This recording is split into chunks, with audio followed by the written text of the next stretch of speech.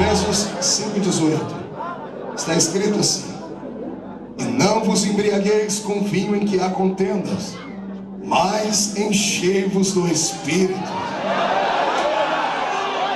Não, alguns não acordaram ainda, eu vou ler de novo.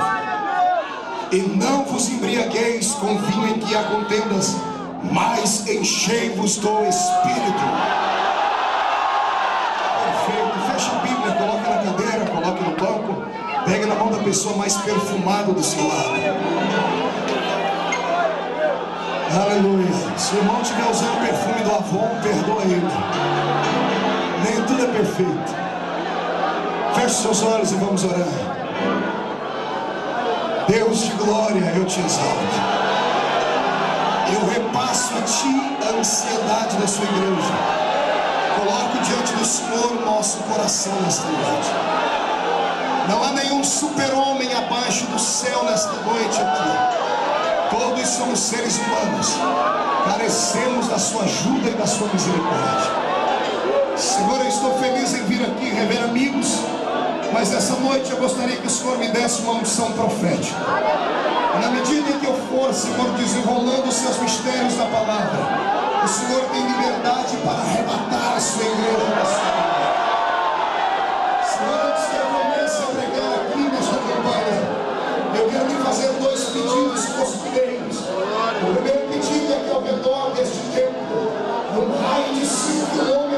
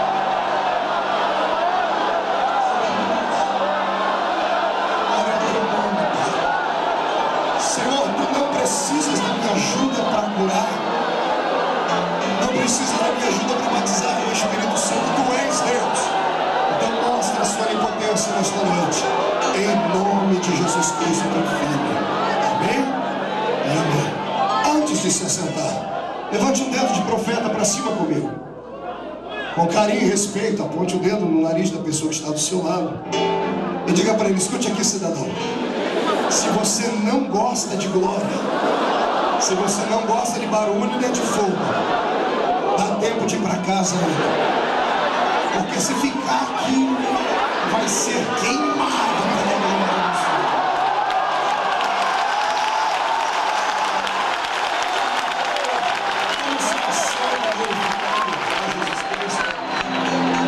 Eu não sei se você está preparado para fazer uma viagem comigo. É uma viagem só de ida. É uma viagem onde nós vamos caminhar pelo tapete da revelação de Deus. O poder de Deus é uma realidade. E é uma questão de sobrevivência espiritual. Quem quer sobreviver comigo, que tenha liberdade hoje para deixar Deus te pegar dentro deste lugar. Pois bem, quando eu abro a minha Bíblia Sagrada aqui no livro aos Efésios, neste capítulo onde lemos o capítulo 5 e o verso 18, este versículo é conhecido do povo de Deus que ama o Pentecoste, que ama a alegria do carisma do Espírito Santo. Tema de congresso, tema de livros. Quantas matérias já não li acerca deste versículo? Mas um dia desses, entrei dentro do santuário de Deus e pedi ao Senhor uma revelação mais prática, porque este versículo, ele é diferente. Quando eu leio este livro de Paulo, eu fico entusiasmado, porque em nenhum versículo, quer seja antes deste texto, quer seja depois dele, Paulo está falando sobre bebida. Se você pegar este texto, ler o contexto, Você pode até arrumar um pretexto, mas não vai poder dizer para mim que este vinho que Paulo está dizendo aqui é um vinho do fruto da vide, como eu disse. Não é aquele que embriaga o ser humano no seu corpo físico. Paulo recebeu uma revelação de Deus e descobriu que aquela igreja, a igreja que estava em ascensão na Ásia, havia agora sido atacada por Satanás. E Satanás não veio com chifre e cauda. Ele veio contra a igreja de Éfeso vestindo sapatinhos de algodão. Ele se infiltrou no meio daquela igreja e provocou uma desgraça, um declínio e uma decadência que somente o poder do Espírito do Senhor poderia extirpar.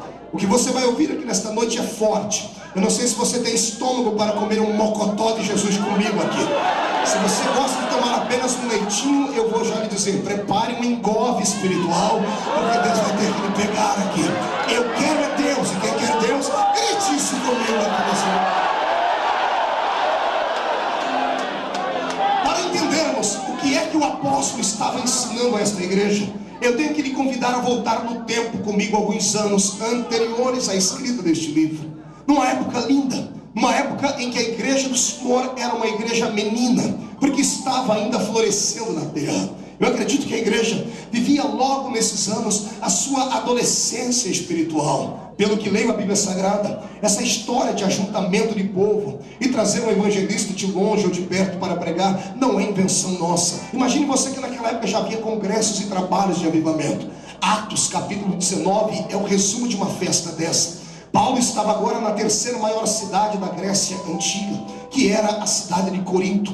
Corinto era um palco da revelação de Deus. Sempre que eu leio a história da carta aos Coríntios, eu fico imaginando como era esta igreja. Imagine você congregar em uma igreja onde para você profetizar tinha que pegar uma senha, onde para você profetizar você tinha que esperar uma fila de centenas de profetas, pastor Marco. Era uma igreja tão viva, tinha tanta unção que Paulo teve que dar 2 cartas a dizer: irmãos, todo mundo pode profetizar, mas por favor, espere, cada um ao seu tempo. Imagine você entrar numa igreja onde todo mundo é canela de fogo, onde todo mundo entra no reteté de Jesus. Ai, meu Senhor, era uma igreja muito parecida com o ministério apacentário aqui de nós.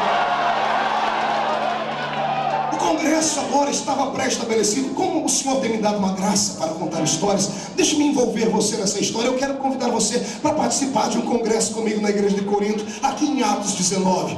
Imagine você receber lá na sua igreja, quer seja em Colosso, Tessalônica, Jerusalém, Antioquia, não importa em qual congregação você estava, a carta chegou lá e o convite era este: venha comemorar conosco mais um ano da Igreja de Cristo na Terra. E o congresso este ano será em Corinto, a igreja do avivamento. Ah, Jesus! E detalhe, você vai vir e vai ouvir os maiores preletores do nosso tempo. Imagine, se você leu aí no outdoor na cidade, ouviu no rádio, que o pastor Marques está pregando aqui, esse rapaz lá da vila da Puga, essa voz rouca, parecendo uma taquara achada, que de vez em quando é chato e galocha, e você veio. Imagine se você recebesse em casa um convite com a garra dizendo assim: venha ouvir Pedro, Paulo, venha ouvir João, venha ouvir Apolo ministrar no seu aniversário. Meu Deus do céu, a igreja de aniversário do chão. E um dia, pastor Marco, eu comecei a imaginar como era a festa daquela igreja e cheguei à seguinte conclusão: de manhãzinha o anfitrião já avisava: amados, teremos 2 cultos na parte da manhã.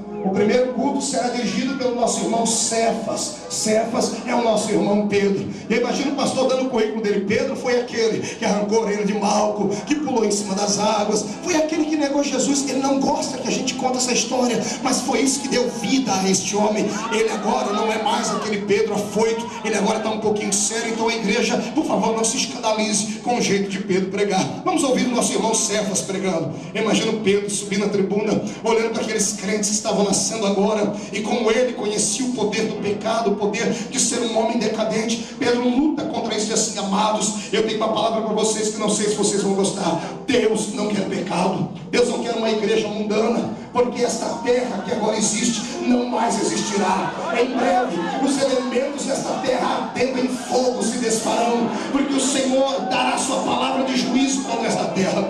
Imagine você ver Pedro falando contra pecados grosseiros como adultério, fornicação, murmuração e coisas mais. Eu tenho certeza que depois de 1h30 ouvindo Pedro, a igreja estava em silêncio. Mas não era um silêncio de repúdio, era um silêncio de temor, porque a palavra pregada na autoridade, ela causa temor no coração do povo. Eu abro um parênteses e peço a você que ore comigo por esta nação, para que Deus levante homens que tenham a qualidade, a coragem de Pedro, para falar em palavras verdadeiras, doa quem doer, custe o que custar, porque a igreja carece. Se tem alguém aqui que acredita nisso, dê um grito de glória a Deus.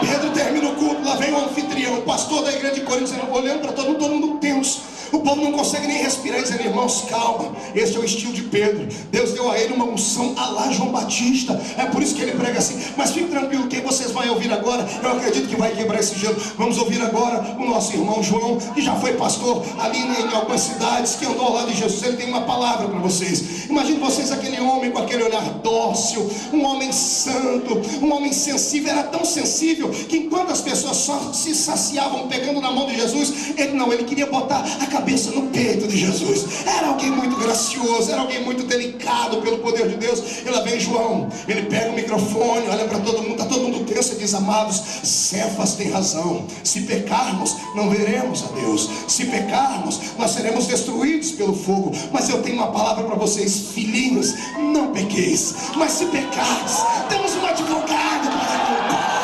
Jesus Cristo justo, nosso Senhor.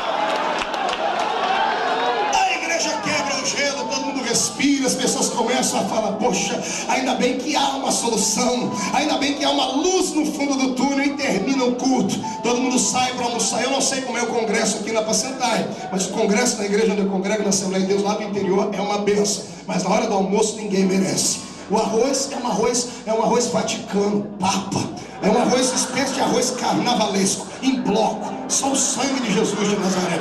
Não bastasse o arroz ser desse jeito, ainda tem que aguentar aquela carne ensopada com batata e aquela salada de repolho que não pode faltar. Eu dou glória a Deus porque tem a Coca-Cola para ajudar a descer, né? Mas bem, imagina você, todo mundo comeu aquela gororoba santa, mas ninguém está nem aí para comida, porque o povo foi lá se alimentar de outro tipo de comida, e essa outra comida era um filé mignon de Jeová. Chegamos no culto da tarde, todo mundo olhando para o organograma da festa, dizendo assim: quem será que vai pregar? Lá no cronograma tem um ponto de interrogação, e o pastor chega: irmãos, nós hoje não vamos ter 2 pregadores à tarde, será apenas um que vai ministrar para nós aqui pelo menos 4 horas. Quero que vocês recebam agora com muita alegria o nosso irmão Paulo de Tarso. Ai, Jesus. Quero que você veja aquele gigante de 1,5 metro de altura, calvo, a cabeça agigantada. Quem diga que ele era manco da perna e ainda tinha problema nas vistas. Lá vem aquela figura de Jeová. Todo mundo secando: mas esse aí é Paulo. Esse aí é aquele que está sintetizando a fé cristã, é o filósofo da fé cristã. Aí as pessoas começam a dizer: olha, não olhe para a aparência dele não, porque a embalagem, ela está mentindo. O conteúdo é muito melhor. O conteúdo é muito melhor. Lá vem Paulo sem esboço, está todo mundo esperando que ele venha com o esboço. Ele diz: não, irmãos, o meu esboço está aqui. Ele diz assim: eu quero que vocês se segurem. Imagina o Paulo dizendo: apertem os cintos, porque aquilo que os olhos não viram, aquilo que os ouvidos não ouviram, aquilo que não subiu ao coração do homem, é isto que Deus preparou para aqueles que o amam. O povo começa a incendiar, e de repente ele diz: irmãos, não se assustem com o palavrão que eu vou falar agora, porque a partir de hoje vocês vão amar este palavrão: escatologia. E todo mundo diz: isso que é o que? Paulo está sendo renovado falando em língua estranha? Não, é uma matéria que Jesus me deu. Eu quero falar com vocês sobre escatologia, a doutrina das últimas coisas. E está todo mundo dizendo: que doutrina é essa, Paulo? E Paulo começa a dizer assim: sabe aquele ente querido seu que foi embora? Sabe essas dores que você sente no corpo? Sabe esses guardas pretorianos de Roma que querem arrancar a sua vida e você teme a morte? Um dia tudo isso vai acabar, porque o mesmo Senhor, dada a sua palavra de ordem, descerá do céu com alarido e voz de arcanjo. Os que morreram em Cristo ressuscitarão primeiro, e nós, os que estivermos vivos, seremos transformados e arrebatados, seremos ao céu.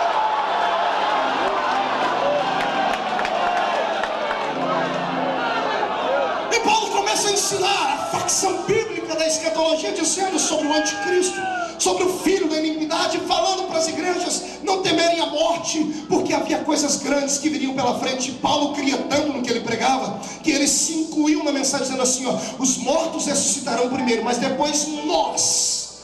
Ele se incluiu, ele achava que Jesus voltaria naquela época, não voltou, mas a qualquer dia desse ele vai voltar.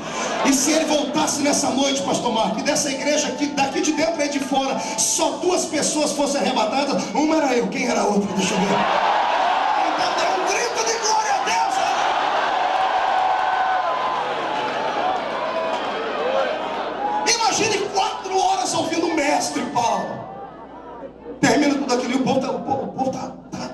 pregá-lo. Que coisa linda. Vai todo mundo para o jantar, todo mundo vai tomar banho de congresso, também é uma benção. É aquele famoso banho tcheco. Conhece o banho tcheco? Tcheco aqui, tcheco ali. Não, é uma benção. Todo mundo vem com aquele cheiro, né, que não é de Cristo. Todo mundo reunido. E vamos para o culto à noite. O anfitrião está alegre, diz assim: amados, quantos gostaram de ouvir Pedro? A igreja, amém. E João, amém. E Paulo, amém. Diz agora o que Jesus preparou para o final da festa. Eu não sei como é que vocês vão voltar para casa. Eu imagino até Paulo dando um pulo atrás da cadeira. Esse cabra é bom porque até eu gosto de ouvir ele. Vamos ouvir agora Apolo pregar. Ai, Jesus de Nazaré. A Bíblia não fala nenhum sermão dele, mas para o camarada receber um elogio de Paulo, é porque o camarada era bom. Imagine Paulo falando sobre ele: olha, não há ninguém como Apolo, mestre nas palavras, dono de uma oratória precisa e que tem uma unção fabulosa. Amados, se todo mundo já estava cheio, quando este Apolo foi pregar, eu imagino o que aconteceu lá, o que vai acontecer daqui a pouco aqui nessa igreja.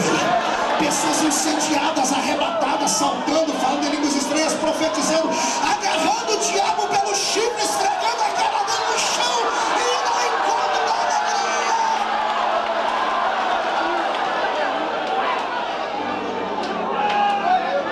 Terminamos. Congresso fechado com chave de ouro.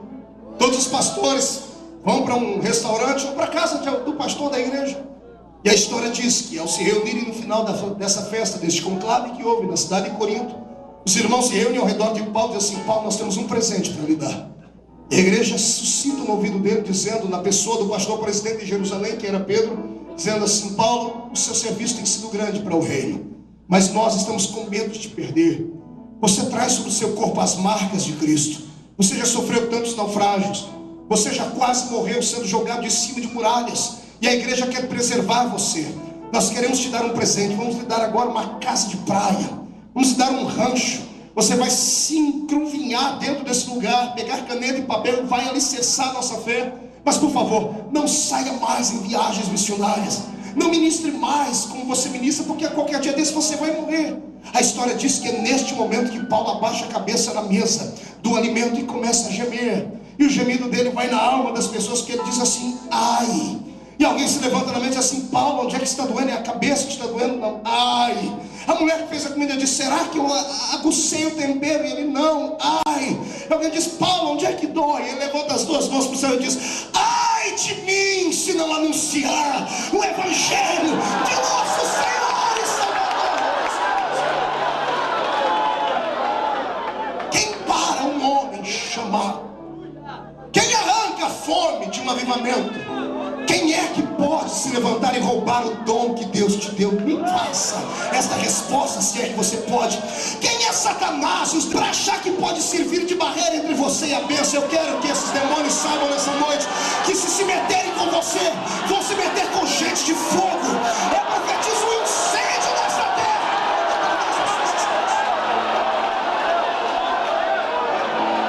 É aí que nasce chamada missionária do apóstolo para a cidade de Éfeso. Na madrugada deste dia, o Senhor falou ao ouvido dele: Paulo, é chegado o tempo de você ir a Éfeso. Ele já havia participado em cultos uma vez na cidade e teve que sair de lá às pressas, mas deixou duas pessoas ali que foram incendiadas por Jesus, que eram Áquila e Priscila. Eles fizeram um trabalho de evangelismo, mas eles eram da alta sociedade. Lembre-se bem disso, diga para o seu irmão: alta sociedade.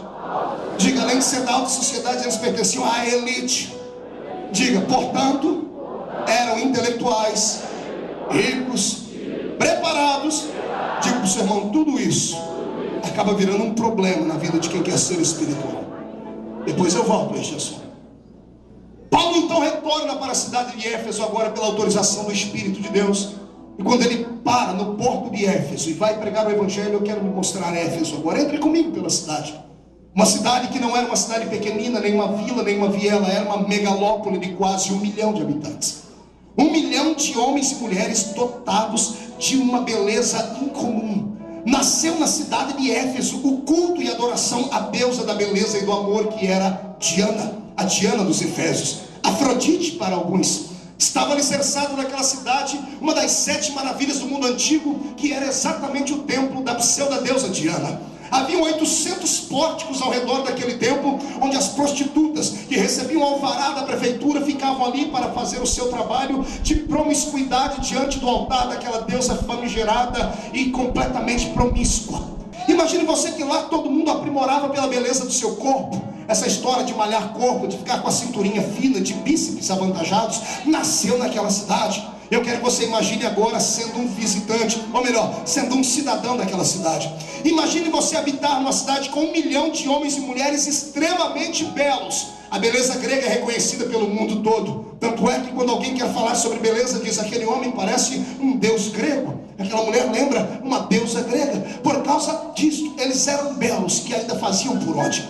Imagine você andar numa cidade onde os homens eram uma mistura de Brad Pitt com Arnold Schwarzenegger, altos, fortes e com aquele rostinho de bebê.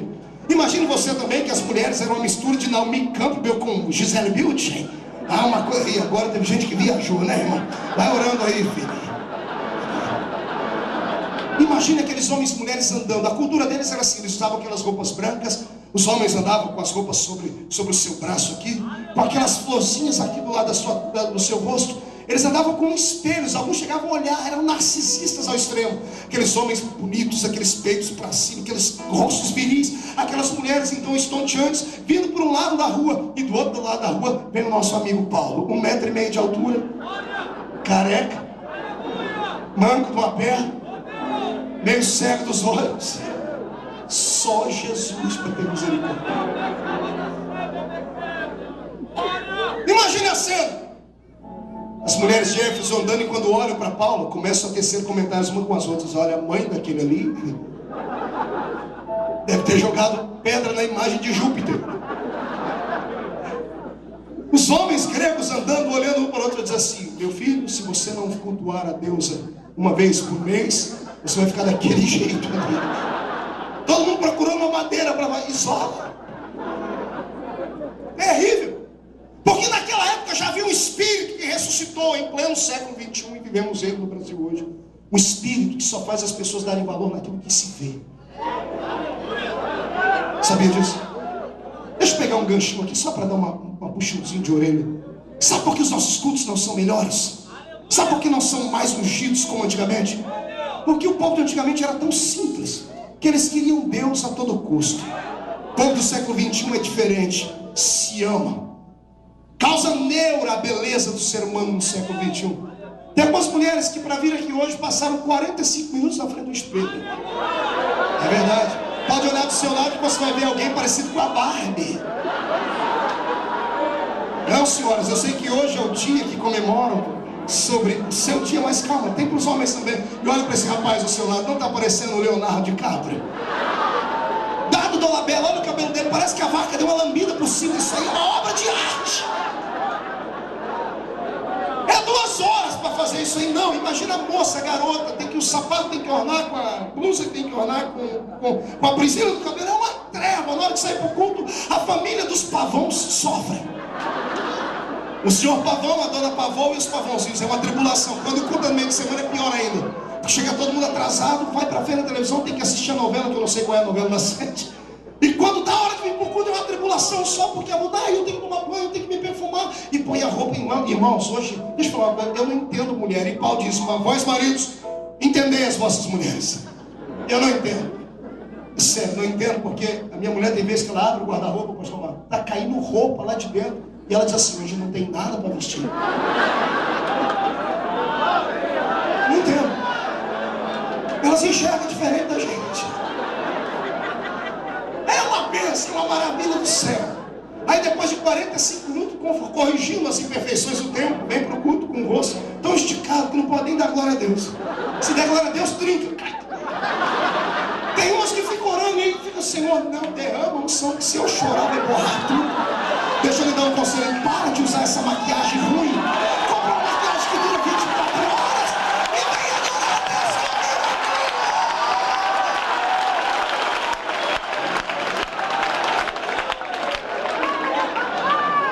Deus. Se a minha geração cuidasse da sua alma como cuida do seu corpo, nós teríamos homens e mulheres halterofilistas espirituais. Eu vejo isso num grande exemplo bíblico. de uma história tão bela que até as crianças sabem. Davi e Golias.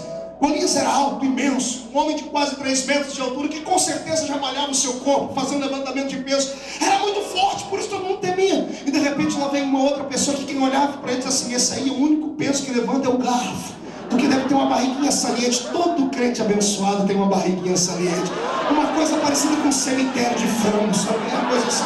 Mas bem, lá vem Davi, todo mundo para ele: o próprio Golias falou para você vir para mim, por acaso eu sou algum cachorro para você vir com pedra para cima de mim? Só que havia uma diferença. Enquanto Golias malhava os bíceps dos braços, Davi malhava os bíceps dos joelhos, botava o joelho no chão e ele tinha outro exercício. Ele exercitava a sua alma cantando e adorando a Deus. Ele dava um grito de glória na terra, Deus ficava de pé no trono dele para receber. Os homens que crente que malham o espírito só de olhar no vida dele. É fogo na terra. Jesus não pode nem olhar para ele, que ele já entra num manto de glória, de mistério. E vamos dizer uma coisa: Satanás não tem medo de homem forte, nem de mulher com o corpo torneado. Satanás não respeita as curvas do seu corpo, a silhueta do seu corpo, a beleza dos seus olhos ou o perfume que você usa. Satanás não respeita os seus músculos, os seus bíceps, mas ele é obrigado a se curvar diante de um crente dotado da graça.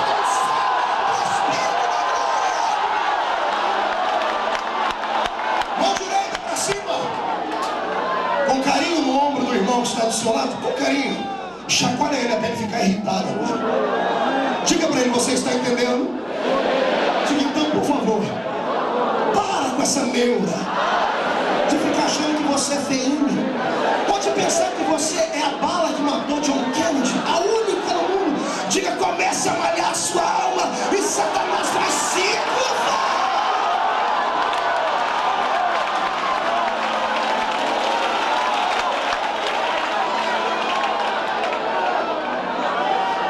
Vem Paulo de cá e vem os gregos de cá.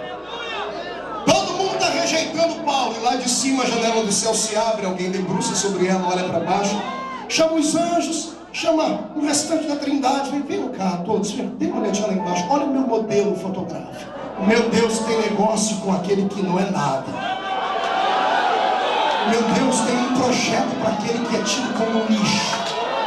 Se tem uma coisa que Deus gosta nessa terra é de encontrar alguém que é rejeitado. Se tem uma coisa que Jesus sempre amou é chamar os inválidos, porque o meu Deus é um Deus de desafio. Ele pega o lixo e transforma em luxo. Satanás vai se ver com você. Pastor Marco, eu não sei o que vai acontecer em Nova Iguaçu por esses dias, mas eu sei que Satanás vai arrumar a mala dele, os terreiros de Macumba vão se ver, porque vai sair daqui um povo belo, adornado por dentro e fora, cheio do Espírito, cheio da graça. Quem concorda comigo, jogue a mão pra cima aí.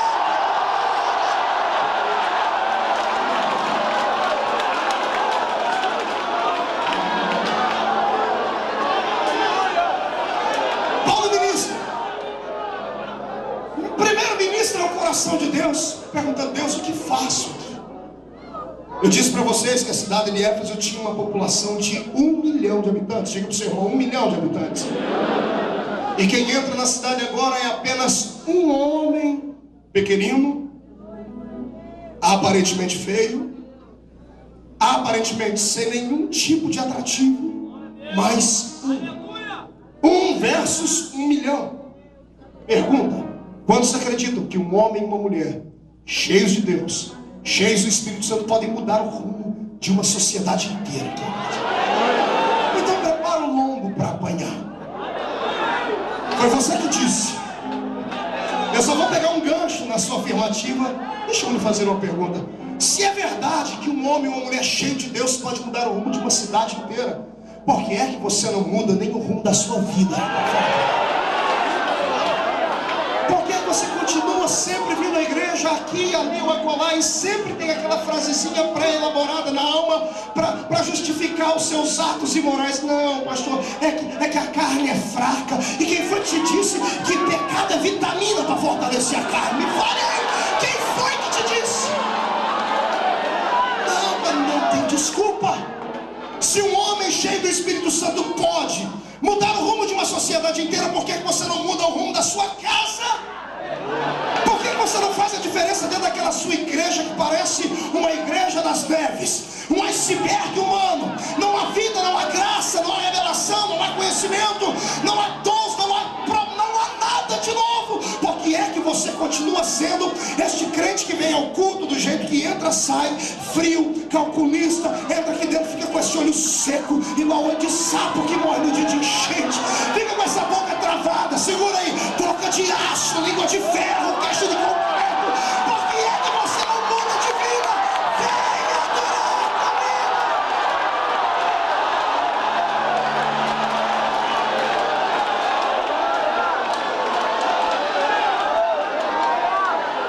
Aí entramos naquele velho problema. Pastor Marco, o que foi?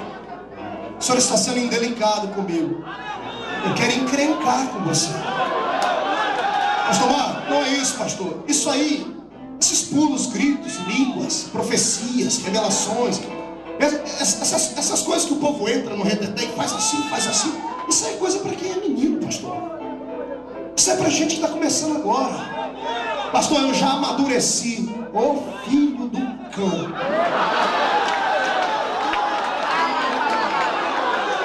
Você não amadureceu porcaria nenhuma, você enferrujou.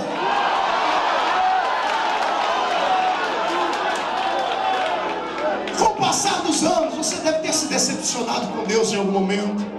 Você deve ter sofrido um desgaste espiritual com estas vidas, com as coisas, ou melhor, com a vida que leva, com a vida dentro da igreja, com as perseguições. Não suportou, não teve caráter para enfrentar o diabo de frente, não teve força suficiente para atropelar esses homens e mulheres que são coveiros dentro da igreja, que cavam buracos para sepultar talentos. É por isso que você se esfriou. Deus essa noite manda dizer que Ele vai derramar uma unção de óleo nas suas juntas.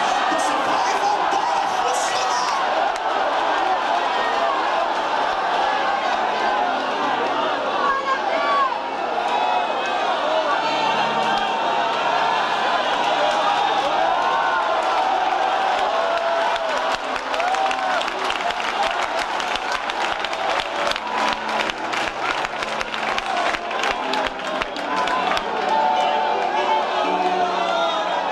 Paulo pede a Deus a estratégia para ganhar aquela cidade que estava perdida. E a história, a narrativa extra-bíblica é muito linda. Diz que Paulo, enquanto andava pela cidade, fazia uma pergunta: Deus, como é que o diabo aprisiona 1 milhão de homens e mulheres? Ele diz: Senhor, precisamos colocar a sua igreja aqui, porque uma igreja verdadeira, ela faz a diferença. E nesta oração, Deus dá a ele uma resposta imediata. Paulo está andando pela cidade e de repente ele encontra um grupo de 12 homens, 12 varões. E quando ele olha para aqueles varões, na hora o espírito que estava nele testificou com o espírito deles. Eu imagino Paulo, bem de longe, dando um grito: a paz, irmãos, shalom. Os 12, um olhando para um, que olhava para o outro, dizendo: nós estamos com alguma placa escrito que somos crentes. Como é que o senhor sabe que a gente é crente? Se aproxima dele, como é que o senhor sabe que a gente é crente? E eu imagino Paulo dizendo: o Espírito que está em vós testifica com o meu Espírito que ambos somos filhos de Deus Altíssimo. Agora fale para o seu irmão, preste atenção nisso. O diálogo com Paulo é curto. Paulo não perguntou para eles qual era o nome do pastor deles. Paulo não perguntou para eles qual era o nome da igreja deles. Paulo não perguntou qual era o endereço da igreja, nem quantos membros tinham. Paulo fez uma pergunta estratégica no mundo espiritual. Paulo perguntou a eles assim: vocês conhecem o Espírito Santo?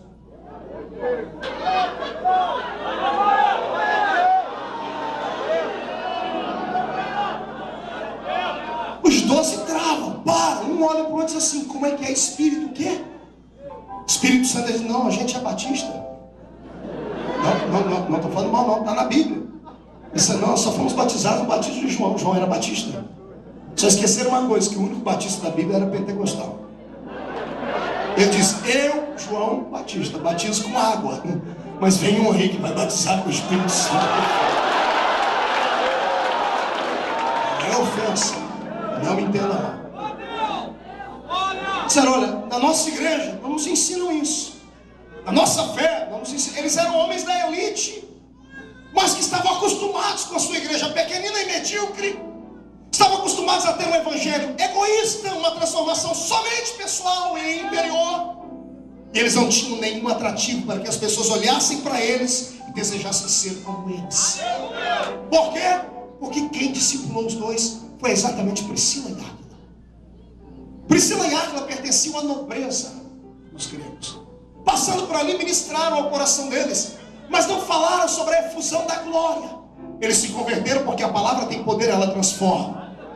Uma vez perguntaram para mim: pastor, todo mundo vai para o céu? Quem fala em línguas e quem não fala, quem é frio e quem é quente, todo mundo vai para o céu, quem crê nos dons e quem não crê? Eu digo: é claro que vai todo mundo para o céu se estiver dentro dos parâmetros da Bíblia.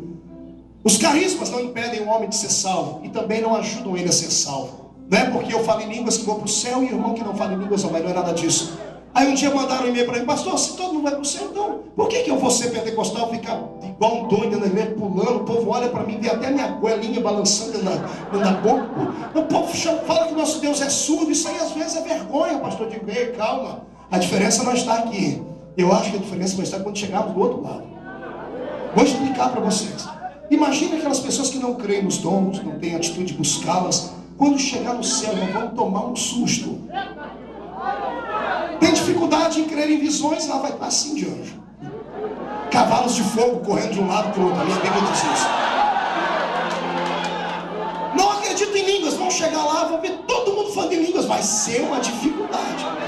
Não gostam de muito barulho. Lá o céu não é lugar de silêncio. É grito e glória para sempre. Vou te explicar qual é a diferença. Até eles acostumarem com o ambiente, vão uns 5.000 anos. Diferente do povo dessa igreja, quando chegar lá a gente já vai estar acostumado com o ambiente. Quem crê nisso? Dá um grito de glória a Deus.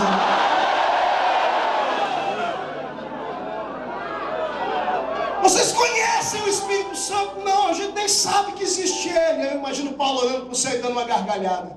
Aquela gargalhada de gozo, de satisfação. Paulo está satisfeito com o quê? Ele tem a resposta do céu. Por que é que Éfeso era aprisionada por Satanás?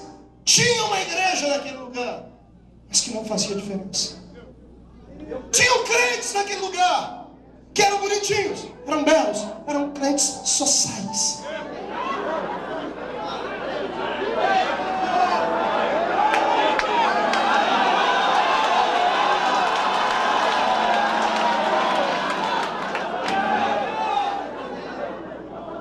Tinha uma igreja com aquela pregação light, de massagem no ego. Massagem no ego tão forte que faz a pessoa que pecou, desgraçado, fez tanta coisa errada, ele sai dali achando que ele pode continuar pecando ainda e está tudo bem. A mensagem convence ele de que o que ele fez não é tão grave assim. Venha como está, aí continua, fica como veio. Aí eu que venho lá da roça continuo, depois vamos ver como é que vai ficar. Jesus não quer só o coração, pastor. Jesus não é cardiologista, não é açougueiro. Jesus quer um processo de santificação que comece por dentro, mas que acabe se exteriorizando, está entendendo? Você tem que ser diferente desse mundo. Há alguns anos atrás a gente conhecia um crente de longe, só de olhar para ele, não era pelo tamanho do cabelo, pelo tamanho da saia, como você está pensando, não era. A essência de Deus estava no indivíduo. Hoje a pessoa chega na gente, mostra a carteirinha da igreja, você olha a carteirinha, vê a validade dela, olha para a cara da pessoa, tem dificuldade de acreditar, porque não há mudança. É por isso que eu quero que em nome de Jesus, esta geração que está me ouvindo aqui, volte a zelar pelos princípios da palavra. Pastor, o senhor veio lá do meio da roça para falar de doutrina, que não estou falando de doutrina, estou falando de uma coisa muito mais forte, com respeito, estou falando de vergonha na cara. Está na hora de voltarmos a ter vergonha na cara e fazermos o evangelho ser glorificado nessa terra. Quem crê nisso, dá glória a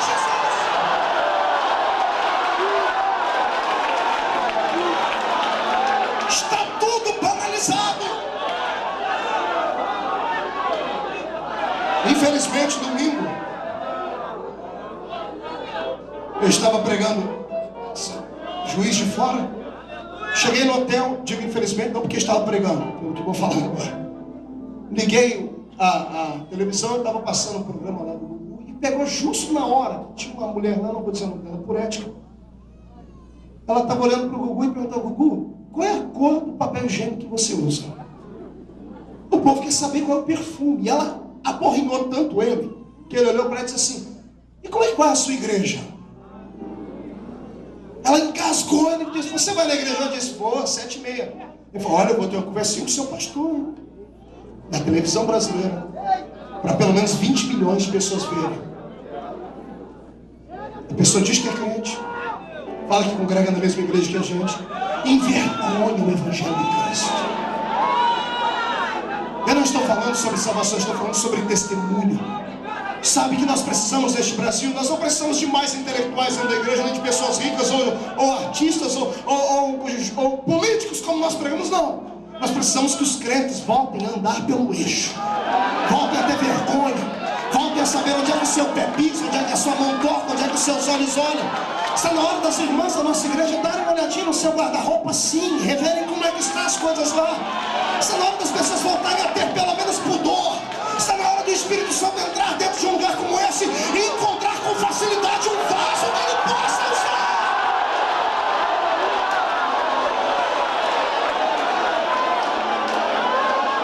Um evangelho light, prostituído, desprovido de compromisso com Cristo, adulterado. Eu protesto.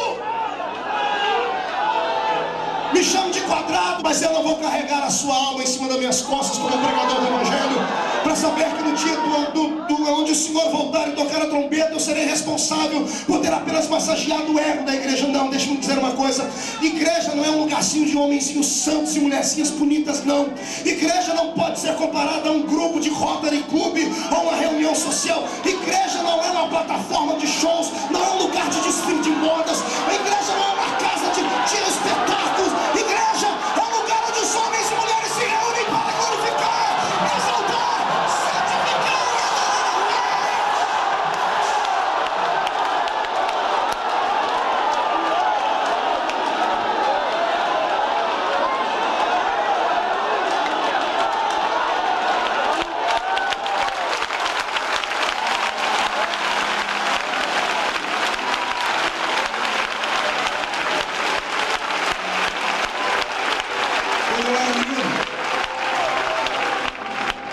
Quando eu era garoto,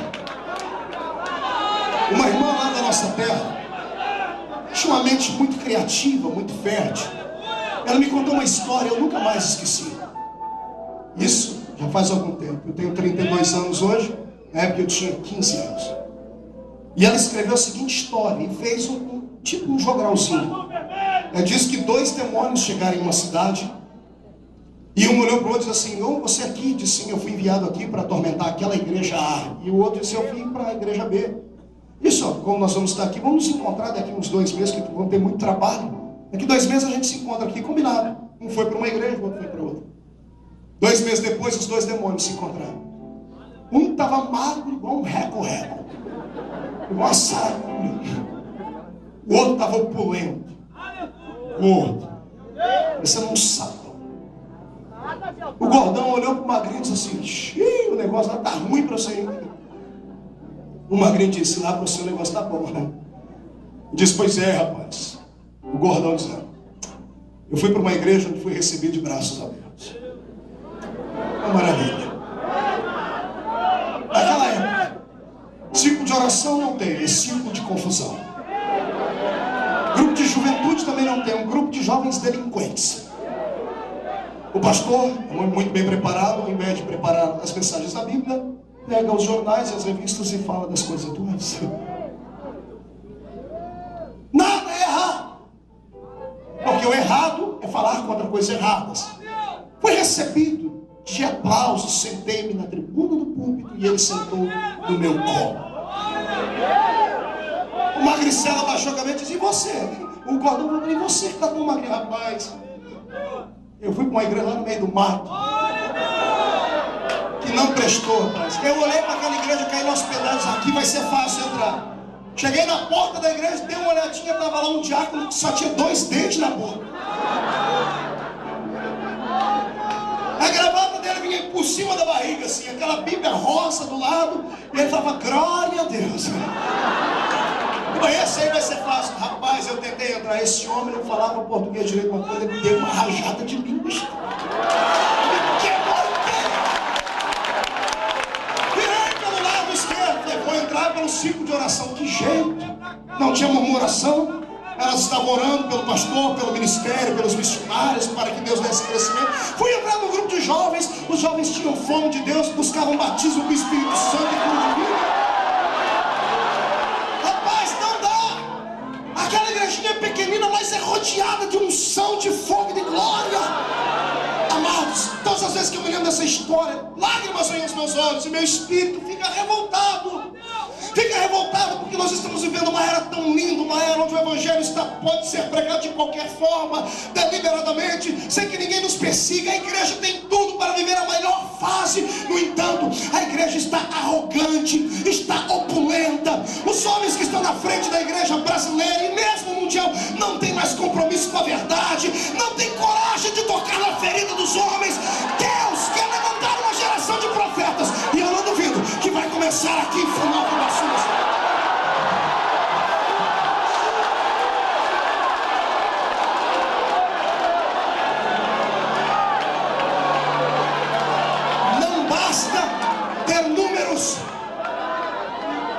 não basta ter aplausos dos homens, não basta ser reconhecido pelo governo, receber comendas. Esse não é o evangelho que Jesus disse. Jesus nunca disse: no mundo os homens vão bater nas suas costas e vão gostar do seu estilo de vida. Jesus nunca disse: olha, você vai receber comendas, você vai sair na primeira página do jornal recebendo uma coroa e aplausos dos homens, dizendo: é o homem mais lindinho do mundo porque se converteu. Não, Jesus disse: no mundo tereis aflições. Eu me irrito quando vejo igrejas pregando o evangelho vazio de santidade, pessoas pregando um céu na terra, colocando Deus na parede, dizendo: se Ele é Deus, Ele é obrigado a dar. O infeliz que inventou isso tinha que tomar um cascudo, tinha que tomar um couro de vara. Como é que Deus é obrigado a? Deus não é obrigado a nada. Se Ele der, Ele é Deus. Se Ele não der, Ele continua sendo Deus, porque Ele é soberano.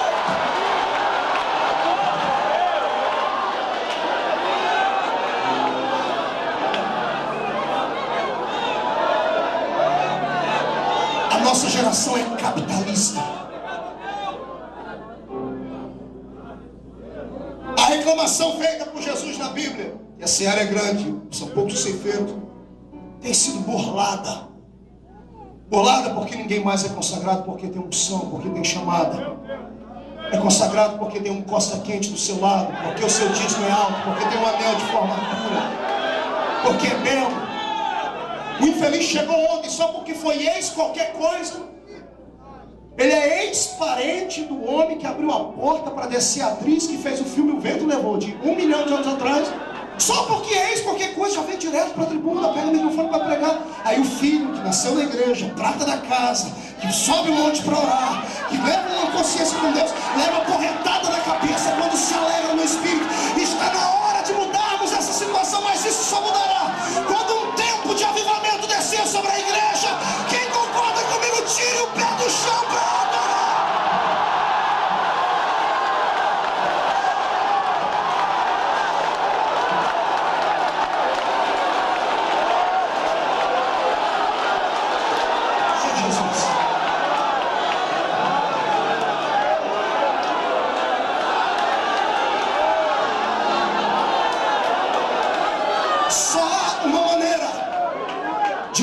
Uma sociedade, só há uma maneira de implantarmos o reino de Cristo e aplicarmos a filosofia cristã ao coração dos homens, à mente e ao intelecto deles. Isso é feito sim com conhecimento, mas no mesmo nível do conhecimento tem que estar a graça. Conhecimento é teologia, estudo, escrito, livros, anel de formatura. Graça é intimidade, joelho no chão, línguas estranhas, visão profética, palavra profética, espiritualidade aguçada. Está entendendo isso?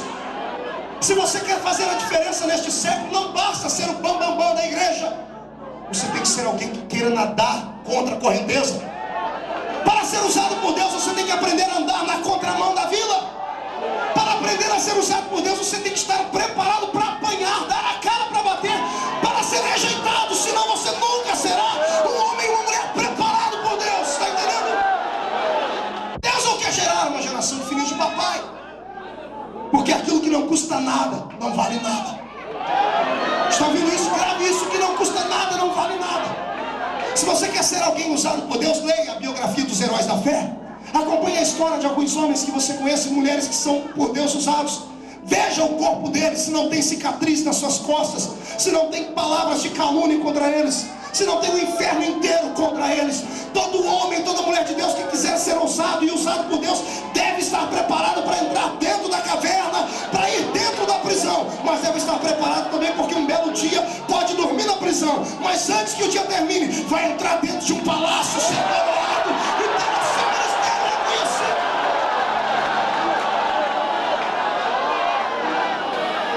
Estamos num impasse. 1 milhão de habitantes, um baixinho de 1,5 metro e 12 homens só vivendo da filosofia cristã. Paulo olha para eles e faz uma pergunta: querem conhecer ele? Querem conhecer o Espírito Santo? Porque ele pode mudar a nossa vida. Os 12 concordam, queremos. Como é que a gente faz? Onde é que a gente vai para conhecer ele? Aqui mesmo. Eu não tenho que ir lá dentro da igreja. Não, aqui mesmo. O que a gente faz? Dobra o joelho, os 12. E aí Paulo faz uma coisa que todo crente cheio do Espírito Santo deveria fazer todos os dias: e repartir a experiência que tem, liberar a unção que está dentro de você. Amado, um homem e uma mulher cheio do Espírito Santo, ele é uma ogiva nuclear condensada. O poder que você vê acontecer na igreja é pequenino diante daquilo que pode acontecer. Eu provo isso usando Atos capítulo 2. Eram quase 120. No dia de Pentecostes, 2 milhões de judeus dentro daquela festa, 14 nações representadas debaixo do sol. Era tanta gente, 2 milhões de judeus dentro de Jerusalém, fazendo festa, cantando, bailando, dançando, cambiando, vendendo, orando, consagrando, sacrificando. E um grupo de quase 120 trancado dentro de uma casa. Quando Deus liberou uma unção sobre eles, a casa ficou pequena para eles. Como é que você acha que os homens viram e falaram que eles estavam bêbados? Eles ficaram tão cheios que aquela casa não coube a unção. Eles tiveram que abrir janela e porta. Saíram para as ruas. E detalhe, o grito de quase 120 homens e mulheres parou o barulho de 2 milhões de pessoas que estavam do lado de fora. Porque eles liberaram o potencial do Espírito que estava dentro deles. Está entendendo isso?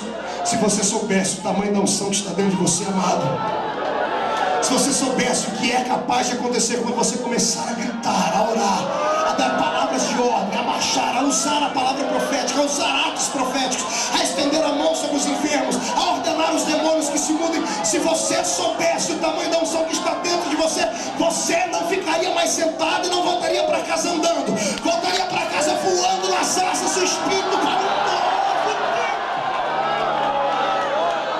Pergunta para o seu irmão: você acredita nisso?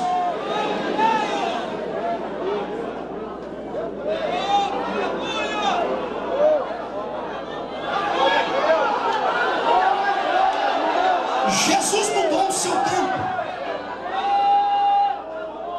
O que hoje a igreja do mundo, na revista Veja da edição de 100 anos, saiu uma reportagem sobre os pentecostais dizendo que nós somos 500 milhão de pentecostais no mundo.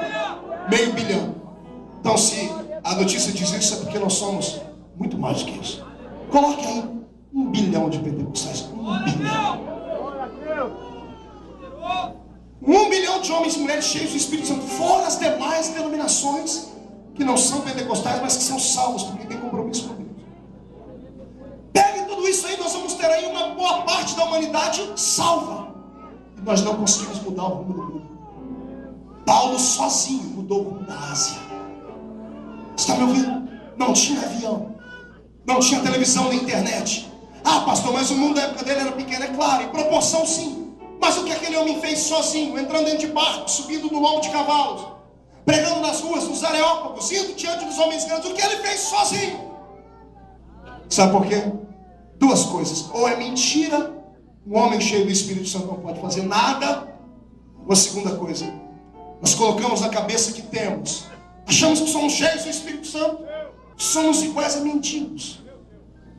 A gente se conforma com migalhas, com moedinhas que caem. Estamos num culto, Jesus manda uma fagulhinha, o povo vira, estou cheio. No domingo, domingo à noite, segunda-feira, 7 da manhã, acabou tudo.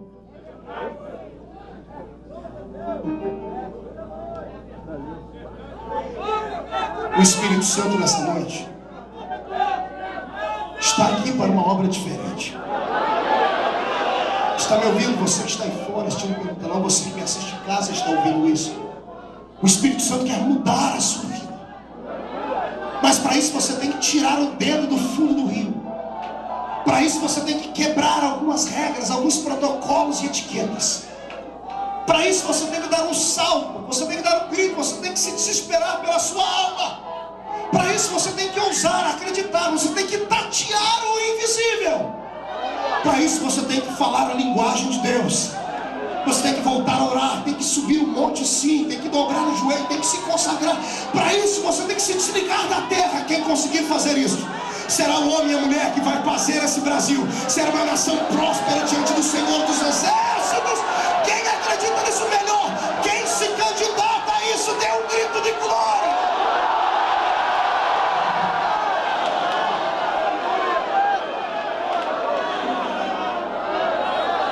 Sabe qual é o nosso problema? Nosso problema é que a gente só sabe criticar e murmurar. A gente só sabe se olhar e falar: nossa, está tudo ruim, a igreja está isso, está uma desgraça. Ninguém se atreve a entrar no Santo dos Santos. Por que é que você acha que Jesus me deu esse ministério que Ele me deu? Porque eu sou bonitinho? Eu tenho espelho em casa.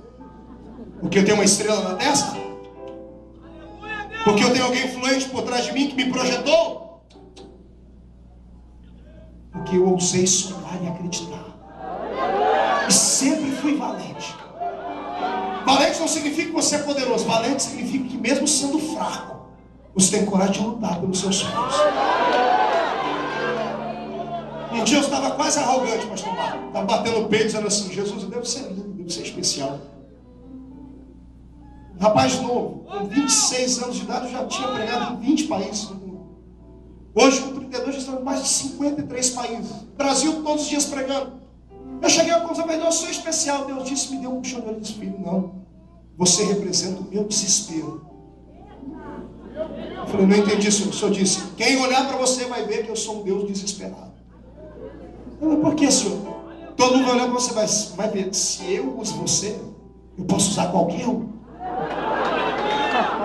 Se eu entrei dentro da Vila Tatu, te peguei debaixo da saia da sua mãe, de uma igrejinha pobre onde todo mundo cortava cana, sem esperança de futuro, sem dinheiro, sem nada, e fiz o que fiz, imagino que eu posso fazer com qualquer um desses que tem um pouquinho mais de condições.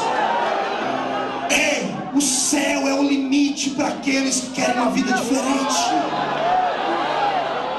Você tem duas opções essa noite: voltar para casa, pegar os pavãozinhos, a dona Pavoa, sentar na mesa do café da noite agora, na sopinha, dizendo assim: olha que culto lindo. Poxa, que maravilha, como fala aquele menino. Olha. E amanhã você voltar a levar uma vida comum, rotineira, corriqueira, vazia de Deus, arriscando a sua salvação todos os dias. Alguns, se chegarem no céu, vão chegar cheirando fumaça, com o pé lá no inferno, vem por graça. Ou você pode ser uma pessoa que hoje, pelo menos hoje, vai entrar dentro de casa e dizer assim: hoje eu não durmo enquanto Deus não me der algo novo.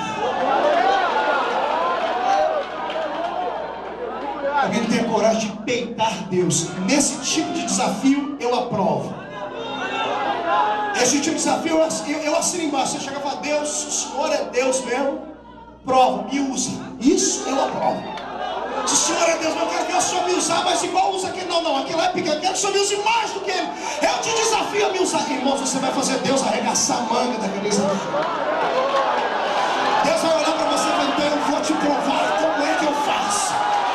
Sai da frente, Satanás! Estamos em guerra!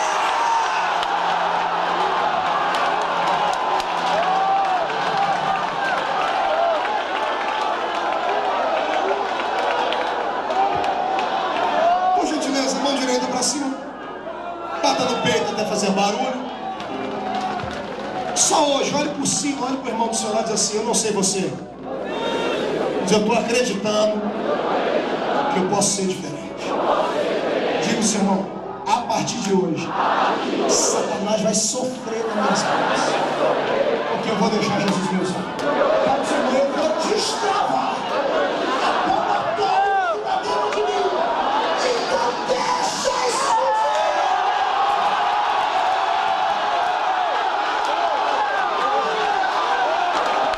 Sai da caverna, Elias.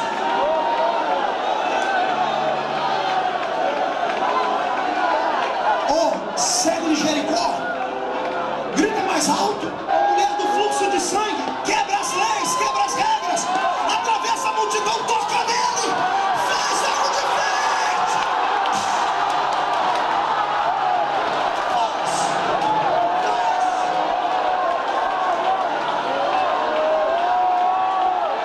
Meu Deus do céu. Paulo liberou o que estava sobre eles, sobre os homens. De repente todo mundo ficou cheio do Espírito Santo. Agora olha o que aconteceu. Esse também, pastor Marco, eu acho que é um problema na igreja. As pessoas lutam até receber. Quando recebe o poder, se acomodam. Eu imagino os 12 levantando e falando em línguas e batendo as mãos e pisando firme. Vamos fazer um culto agora. Lá na igreja, Paulo, no meio da rua. Aí eu aplico a história paralela a essa. A história paralela a essa diz que Paulo, no dia em que orou por esses 12 homens, havia no centro de Éfeso uma apresentação de bruxos, uma apresentação de feitiçarias. Era uma espécie de show de magia. Éfeso também era uma capital de ocultismo. Paulo chama ele, junto com ele, os 12. 12 mais 1, que número é? Que número é? Todo mundo tem medo do número 13, porque acha que é azar. É azar para Satanás. Jesus também era 1 mais 12, 13. 13 homens que viraram o mundo de perna para o ar. Paulo pegou os 12 e foi para o centro de Éfeso. A história diz que haviam 200.000 pessoas num show de magia. Pessoas olhando para frente, vendo os mágicos tirarem coelhos de cartola, elefante andar com um pezinho só, dançar balé, flutuar, levitar, trazer figuras de demônios, coisas assim. Os homens chupando picolé, comendo o seu algodão doce, fazendo aquilo. E de repente Paulo com os 12 do lado de cá disse assim: vamos começar um culto aqui. A história diz que Paulo começou a pregar e os irmãos falaram para ele. Para eles era: o que a gente faz, Paulo? Paulo disse assim: só sinta. Eu prego e o que eu prego vai treinar o vosso espírito. E quando vocês sentirem Deus, deixa Deus tocar vocês. 13 homens e um destino. Ficaram tão cheios naquela tarde, começaram a orar em línguas. Os 13 aqui, cheios, começou a chamar a atenção das pessoas que estavam ali já tediosas. O povo já estava entediado com aquele show, que todo ano era a mesma coisa. Deixa eu dizer uma coisa: o mundo está um tédio. Os artistas da música não sabem mais o que fazer. Estão regravando coisas lá da época da fornalha. Não há mais nada de novo. O ser humano quer consumir coisas novas e ninguém tem nada para apresentar. Aí quando aparece uma lacraia dançando a Eguinha Pocotó, vira um show, vira um show business. Por quê? Porque o povo quer uma coisa nova. E o único povo da terra que tem uma novidade para dar. Mas que novidade é essa que você vem para a igreja e se tranca? Se nem aqui dentro você tem coragem de deixar Jesus te tomar, mas você vai fazer a diferença lá fora. A história diz que os homens começaram a olhar o culto de Paulo e as palavras dele, e o povo pulando e falando em línguas. Pararam de olhar para os magos e viraram para cá. De repente 200.000 pessoas estavam olhando para lá, passaram a olhar para cá, porque o evangelho atrai. Começou a acontecer milagres. Paulo começou a pregar, pessoas começaram a receber curas. O show da magia, que era um engodo, parou. Sabe quando vamos parar o show de Satanás? Sabe quando vamos bloquear o engodo dele? Quando nós mostrarmos ao mundo que nós temos poder e autoridade. Eu estou cansado de aos domingos ler na segunda-feira no jornal ou ver qualquer coisa assim, que um espiritualista, um gnosticista, um catimbozeiro, um pai, uma mãe de chiqueiro, foi na televisão e conversou com o morto, e que recebeu um livro, e que psicografou uma mensagem, e que fez um milagre com o espírito do Dr. Fritz, que fez... Eu estou cansado disso. Estou cansado de ver Satanás na mídia, e a gente só aparece na mídia quando é uma desgraça. Pastor roubou, pastor adulterou, igreja fez isso, aí aparecemos na mídia. Na hora de mudarmos essa situação. Pergunte para mim como, pastor? O segredo está dentro de você. Pergunta qual é, pastor? A unção do Espírito. Como? Deixa Deus te usar. Sem medo. Não se assuste, porque a partir de amanhã coisas vão começar a acontecer na sua vida. Não fique se achando um ET quando você entrar dentro do circular amanhã e Jesus começar a te dar a revelação das pessoas que estão do seu lado. Não se assusta não, abre a boca e fala. Não se assuste quando Jesus te der a oportunidade, você está diante de algum global, porque aqui no Rio de Janeiro vocês têm mais oportunidade. Não se intimide com a beleza e com a forma deles, deixa eles tomar. Não se assuste quando você ir na quitanda amanhã e a sua sombra tocar o paralítico que está lá há muito tempo e ele levantar.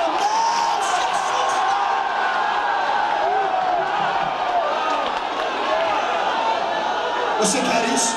Quem quer isso? Levante a mão, diga quem quer. Então, em nome de Jesus, recebe esta palavra profética agora. Você não é mais o mesmo. A glória de Deus vai te acompanhar. Deus vai fazer um rebuliço por onde você passar a partir de agora. Se você crê nisso, pegue e feche a sua mão, dê um salto para cima e glorifica.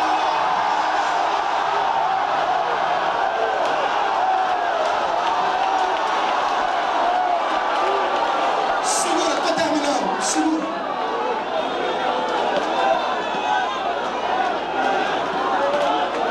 Como a gente diz lá no interior de São Paulo, aquele culto de Paulo, mais os 12 versus os 200 mil,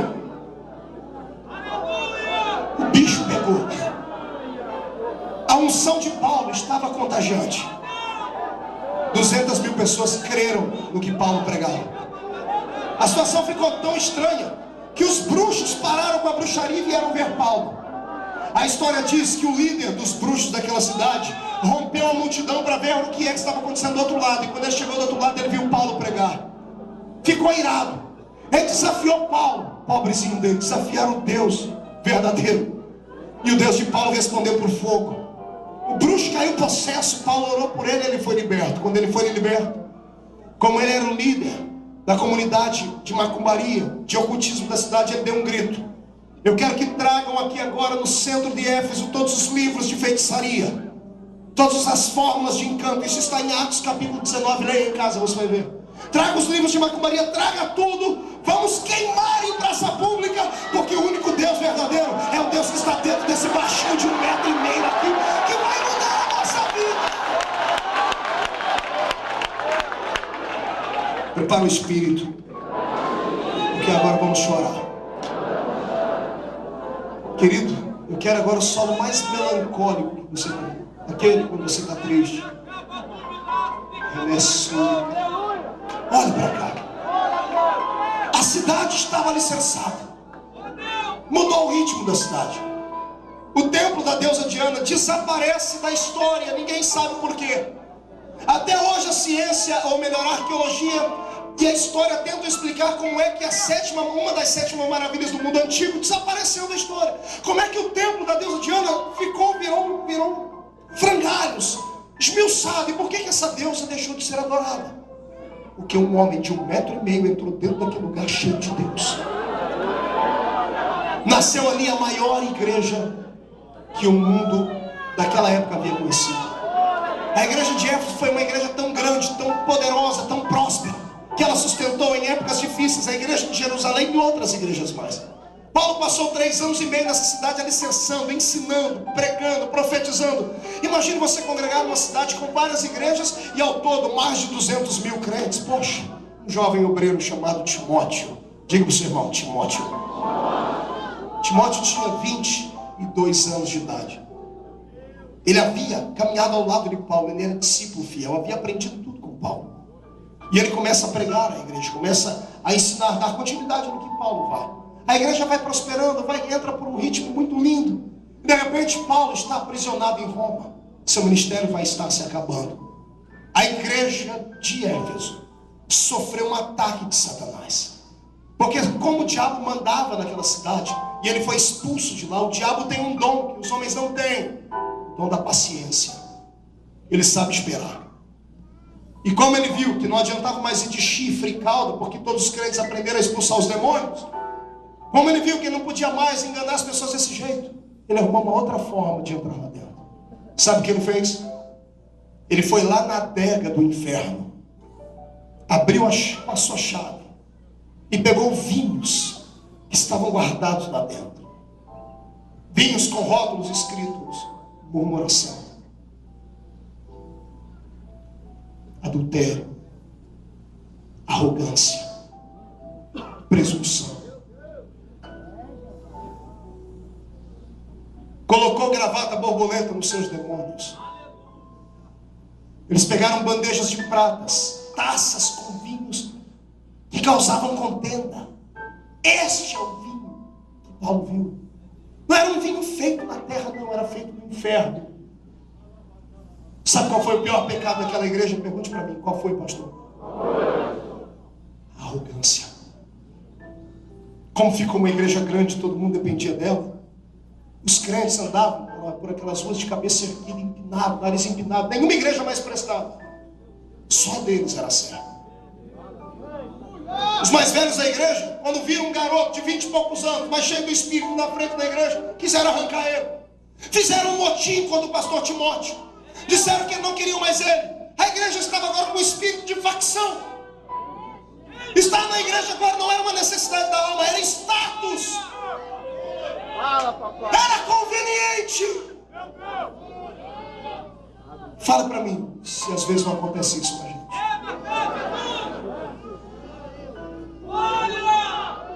Eu falo da minha denominação, não da sua. Falo aqui como falo em qualquer lugar. Não tenho vergonha, não tenho medo. A minha igreja, a qual eu pertenço, passou por 3 grandes fases. A Assembleia de Deus. A primeira fase é a fase da perseguição. Oh, fase que linda. Era difícil ser crente. A gente apanhava para ir à igreja. A gente perdia amigos. Quando alguém queria debochar da gente, era só gritar: ô crente. Não falava com gozo na alma, falava com um tom de deboche. Eu perdi todos os meus amigos quando fui para a igreja há 20 anos atrás, quase. O meu próprio pai não queria que eu fosse à igreja. Ele me ofereceu uma moto novinha. Eu te dou essa moto para você deixar de ser crente. Você vai envergonhar a sua família. Era uma época difícil. Há 80, 60 anos atrás, eu tenho um presbítero da nossa igreja lá na minha cidade, que ele apanhou de homens que pertenciam ao clero romano, que ele havia se convertido. Era uma época de dores. Ninguém vinha à igreja só porque precisava de um milagrezinho, não. A pessoa só vinha quando ela era chamada. O crente não tinha amigo nenhum. O crente não ia onde todo mundo ia. O crente não era crente só dentro da igreja, lá fora era uma miséria, como hoje. As pessoas veem a igreja como um passatempo. Olham para a igreja como se fosse uma casa de entretenimento. Não, era difícil. O crente era conhecido na cidade inteira. Na escola inteira todo mundo sabia que o indivíduo era crente. Era ruim ficar no mundo. A gente orava mais para Jesus voltar. Sabe qual era o único lugar alegre que a gente tinha? Era dentro da igreja. Oh, a gente se trancava dentro da igreja pequenininha, as irmãzinhas de coquezinho na cabeça, roupinha rota, aqueles pastores sem letra, sem cultura, a sanfona tocando, o hino da harpa sendo ministrado, e Jesus descia dentro do culto.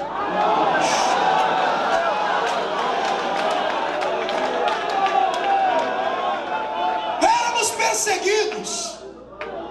E a perseguição faz crescer. A perseguição é como se você pegasse uma clara de ouro e batesse nela. Mas você bate mais volume dá. A igreja cresceu. Aí passamos para a segunda fase. Nós, de perseguidos, passamos a ser imitados. Todas as demais denominações que nasceram por aquelas épocas se espelharam na minha denominação. Esse cumprimento, a paz do Senhor, a paz, shalom, não interessa o nome, nasceu com a gente.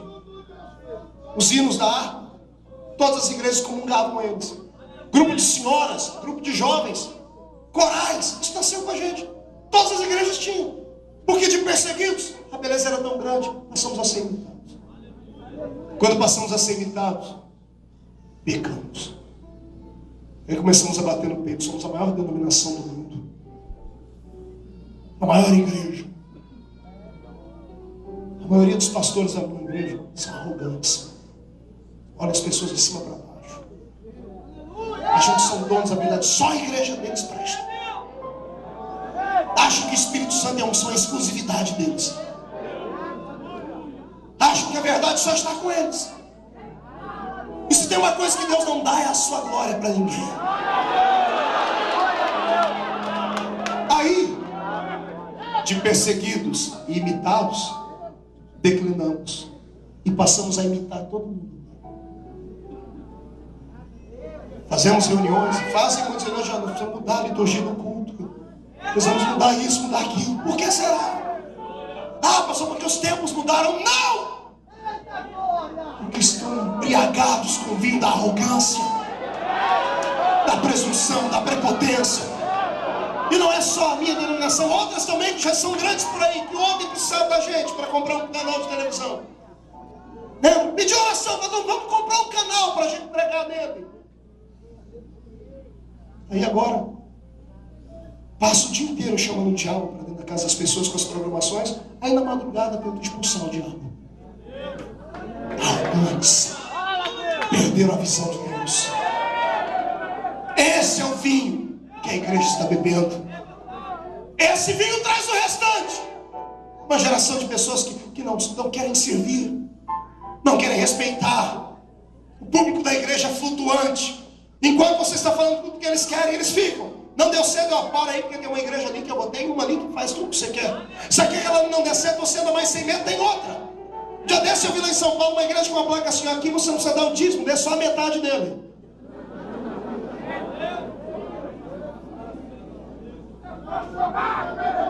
A igreja para tudo quanto é tipo e gosto. A igreja está arrogante.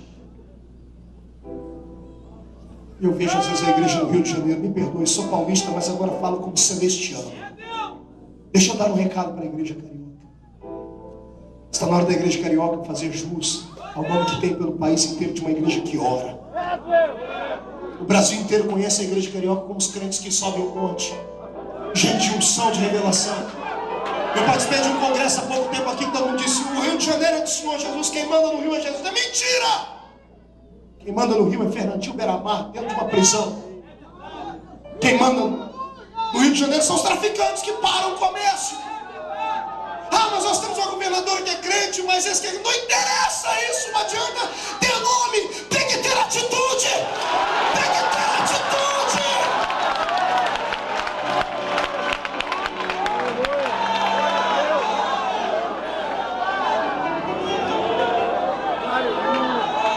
Mas deixa eu dizer como foi que Deus trouxe o milagre para Éfeso.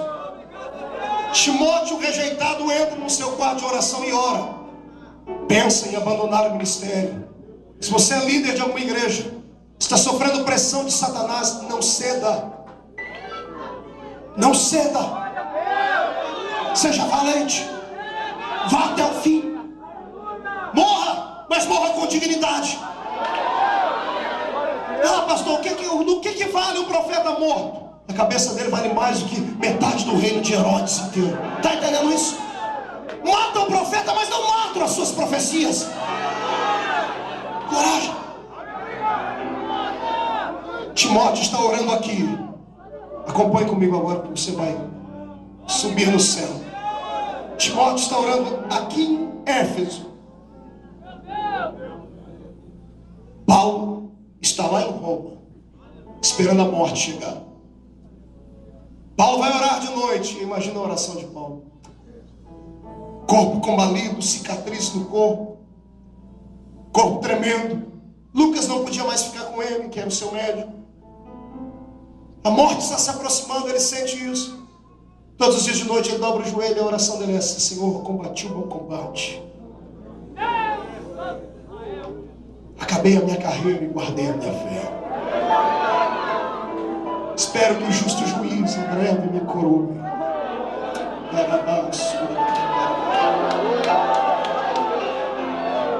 A tradição diz que Paulo estava orando quando a voz de Deus entrou dentro do cálice e disse: Paulo. Pois não, Senhor. Paulo, lembra de Timóteo? Lembra, meu filho amado. Ora por ele. Está desanimado. Estão querendo tirar ele da frente do trabalho. Paulo, lembra de Éfeso? Sim, Senhor. Éfeso está bêbada.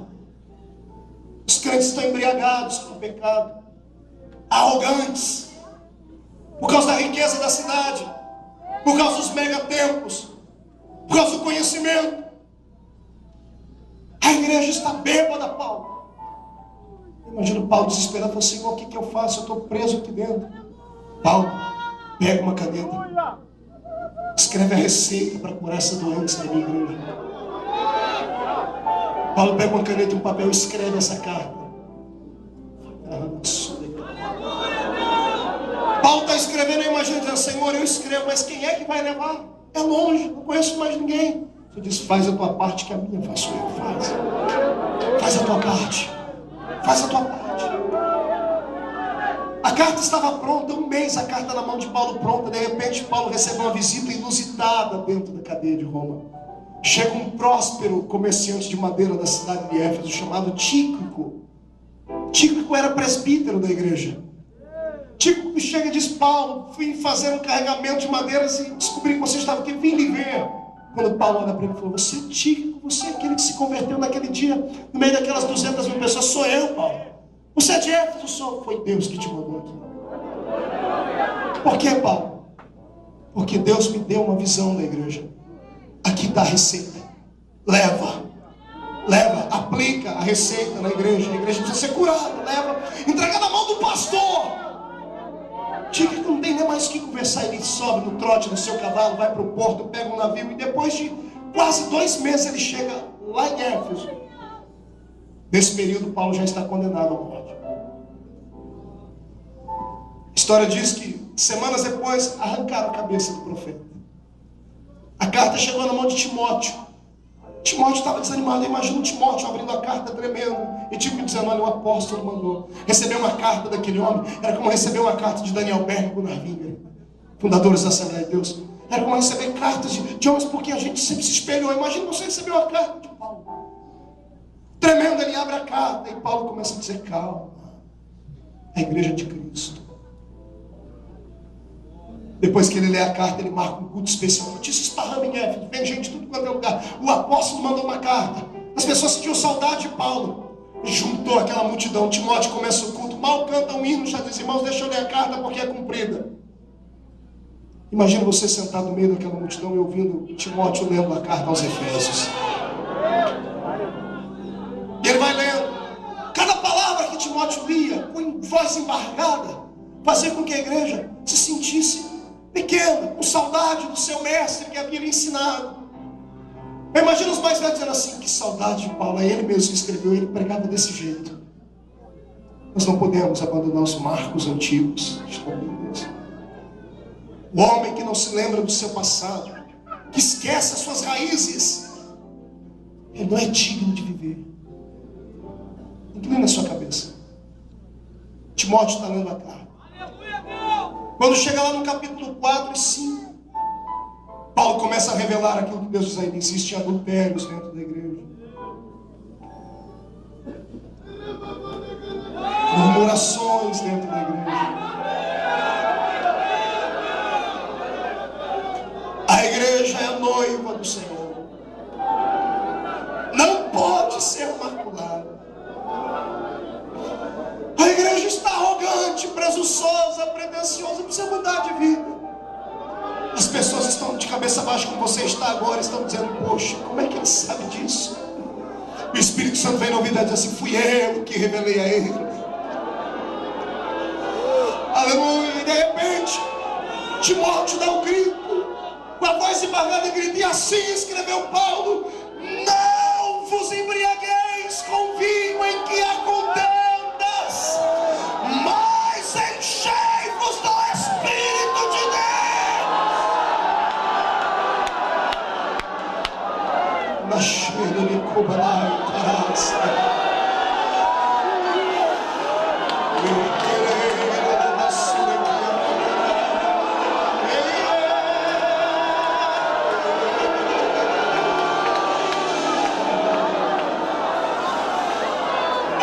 Fica de pé.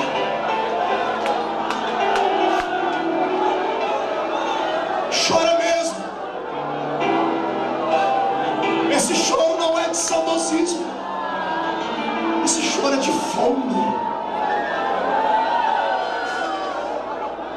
Pede para Deus arrancar esse vinho maldito que te embriagou do inferno.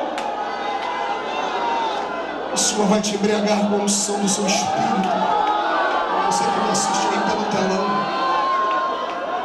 você está aqui dentro, pegue no braço do seu irmão agora.